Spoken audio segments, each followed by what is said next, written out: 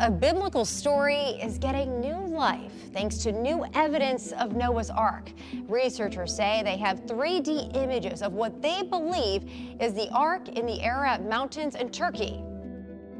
A biblical story is receiving new life thanks to fresh discoveries. Researchers claim they now have three-dimensional scans of what might be Noah's Ark, hidden beneath the soil of the Ararat Mountains in Turkey. For centuries, the tale of Noah and the Ark, a cornerstone of Jewish, Christian, and Islamic tradition, has been dismissed by many as myth, and yet its enduring power refuses to fade. Believers, skeptics, scientists, and explorers alike continue to be drawn to it. In Kentucky, one man built an enormous replica of the Ark as a theme park, determined to defend the story's historical truth. In Turkey, archaeologists have identified a site known as the Durupınar Formation, a boat-shaped anomaly first spotted in the 1950s that continues to spark debate today. Now, a team known as the Noah's Ark Scans Project has used ground-penetrating radar and 3D imaging to map beneath the surface. What they claim to have uncovered is extraordinary. The outline of a colossal man-made structure with dimensions astonishingly similar to those recorded in the Bible. Genesis describes the Ark as 300 cubits long, 50 cubits wide, and 30 cubits high, approximately 450 feet by 75 feet by 45 feet. A vessel on a scale that no human civilization of the time should have been able to build. And yet, here we are with images that suggest something may be buried in the Ararat region. But the question lingers. Is this science or simply geology playing tricks? The scientific community remains divided. Some argue the formation is a natural rock structure, shaped by erosion and seismic activity. Others believe it could indeed be the remnants of an ancient vessel. Turkish authorities, recognizing the growing global interest, even declared the site a protected national park. The controversy is not new. In the 1970s and 1980s, American researcher Ron Wyatt championed the idea that Durupınar was the Ark itself.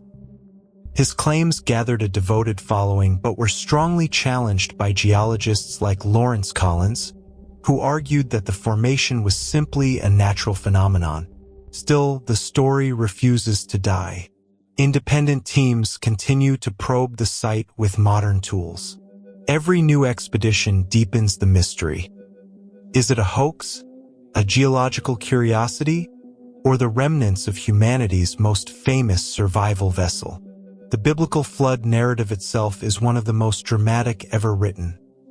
40 days and nights of relentless rain, waters rising until every mountain was submerged, and all life extinguished, save for those sheltered within the Arkansas.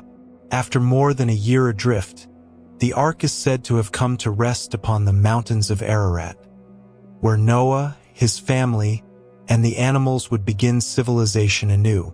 But Noah's story is not unique. Anthropologists have uncovered more than 250 flood legends from cultures around the globe: Mesopotamia, India, China, Native America, and beyond.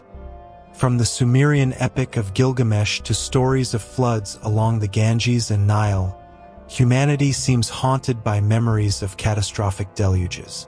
Some archaeologists point to underwater ruins off the coasts of India, Japan, and the Mediterranean, which appear to have been swallowed by rising waters thousands of years ago.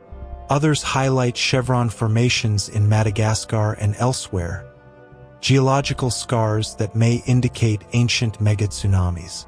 Even the Dead Sea Scrolls preserve vivid retellings of Noah's story, strengthening its roots in the ancient Near East. But beyond the archaeology lies the theology. For believers, Noah's Ark is more than a boat. It is a symbol of salvation. Genesis tells us that the Ark had a single door. Noah's family entered, and then God himself shut the door, sealing them inside. It was the only path to safety. In Christian teaching, this foreshadows Christ, who declares himself the only way of salvation, the door through which humanity must enter to be saved. The ark was coated in pitch, a substance whose Hebrew word is later translated atonement. Just as the pitch shielded Noah from the waters of judgment, so too Christ's atonement shields believers from God's wrath. Even the ark's coffin-like dimensions suggest death and resurrection, buried with Christ and raised into new life. For skeptics, these are just theological layers of myth. For believers, they are the fingerprints of divine design woven into history. Some modern researchers suggest that even if the ark once existed, its wood may have been dismantled by survivors after the flood, repurposed for homes and fuel in a barren, waterlogged world. If true, this could explain why no definitive remains have been found. And yet, the search continues. Every generation seems to send explorers back to Ararat, back to the mountains, back to the mystery. Because deep down, the ark is more than a ship. It is a question. Did it happen? And if so, what does it mean for us today? The flood story warns of divine judgment, but also offers hope of deliverance. The first judgment was by water. The Bible warns the final one will be by fire, which is why the question of the ark still matters, not just as history, but as prophecy. Whether buried timbers still lie beneath Ararat, or whether the ark survives only in scripture and memory, the story endures. It endures because it speaks to something universal. Our fear of catastrophe, our longing for salvation, and our hope that beyond judgment, there can be a new beginning. The search for Noah's Ark continues. But perhaps the real search is not for wood and pitch in the mountains of Turkey. Perhaps the real search is for the Ark of Salvation, for the door that still stands open, inviting all who will enter before it closes. The search for Noah's Ark, myth, history, or prophecy. The story of Noah's Ark, one of the most iconic narratives in the Bible, has fascinated believers and skeptics alike for millennia. Found in the book of Genesis, it describes how humanity, corrupted by wickedness, faced divine judgment in the form of a cataclysmic flood. Only Noah, his family, and pairs of animals aboard a massive ark survived. While many dismiss the account as myth, recent archaeological discoveries and modern technology have reignited debate about whether Noah's Ark might truly have existed. The biblical account. According to Genesis, Noah was chosen by God because of his righteousness. God commanded him to build a massive vessel 300 cubits long, 50 cubits wide, and 30 cubits high, roughly 450 feet by 75 feet by 45 feet. Noah was instructed to bring 2 of every unclean animal and 7 pairs of clean animals, along with provisions for his family. After years of preparation, the floodwaters came, 40 days and nights of torrential rain, joined by water erupting from the earth.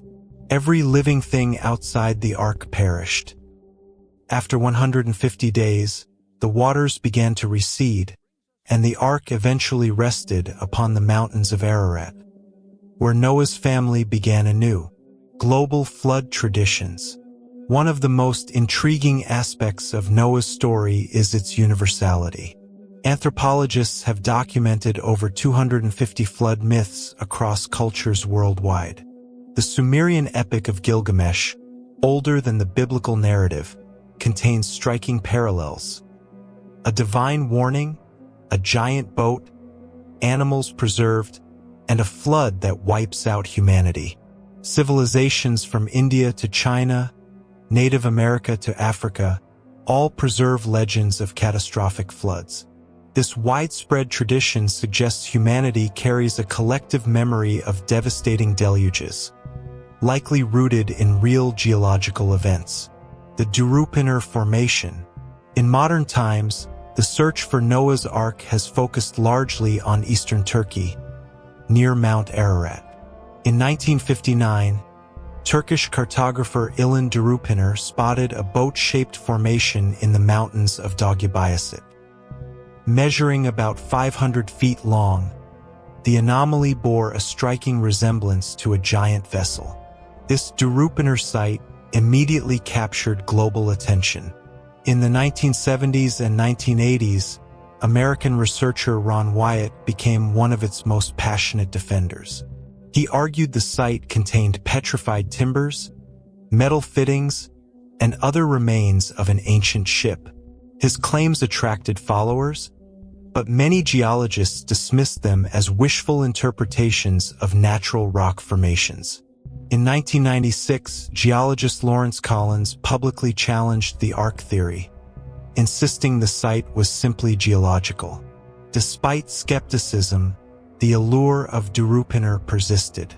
Turkish authorities declared the area a national park, protecting it while restricting excavation.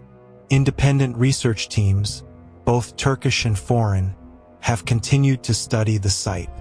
Modern technology and new claims.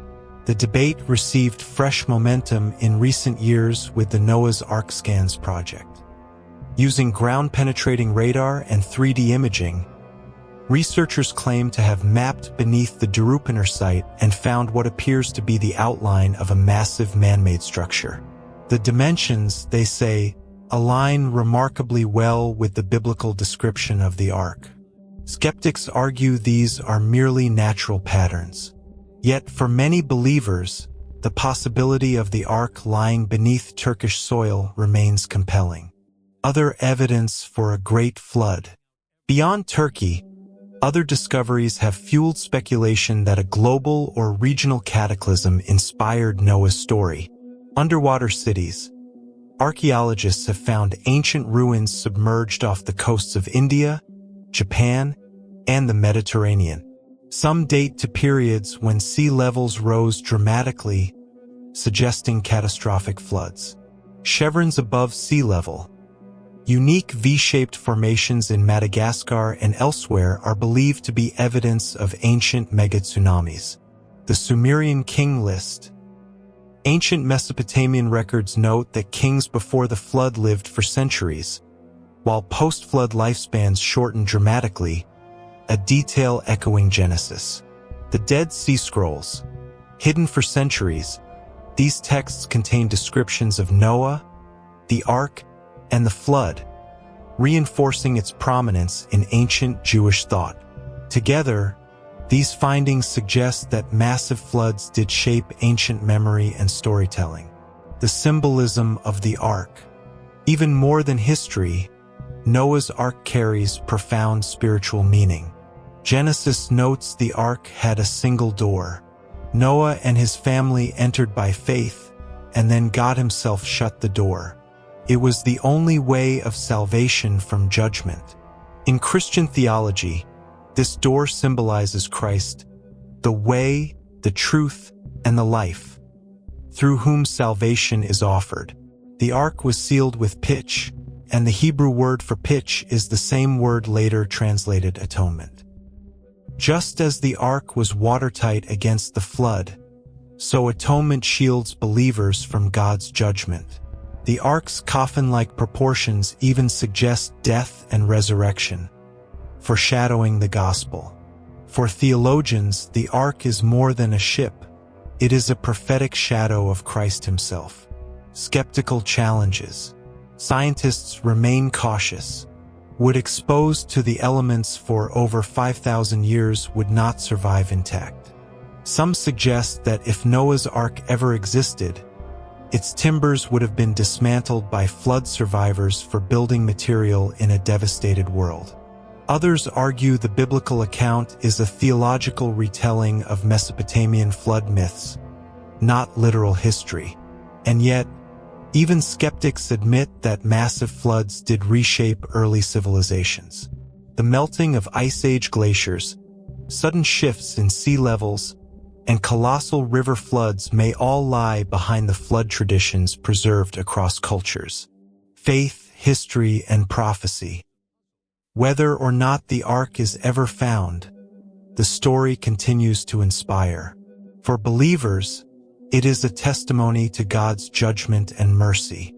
The first destruction came by water, the Bible warns, but the next will come by fire. As the Ark once provided the only refuge from the flood, so Christ is seen as the only refuge from final judgment. For archaeologists and historians, the Ark is a mystery that sits at the crossroads of myth, memory, and geology. For the wider world, it remains a powerful symbol of survival, hope, and the human quest to find meaning in catastrophe. Conclusion: the Durupınar site in Turkey may or may not hold the remains of Noah's Arkansas. The scans and research could be revolutionary or merely geology misunderstood. But the persistence of the story across cultures, the hints of ancient megafloods, and the enduring spiritual lessons of the Ark ensure that the search will continue. Noah's Ark may never be fully proven, yet it remains alive, etched into human imagination as a vessel of salvation, a bridge between myth and history, and perhaps even a prophecy pointing to the future. In the end, the true Ark may not be buried in the mountains of Ararat. The true Ark, as believers,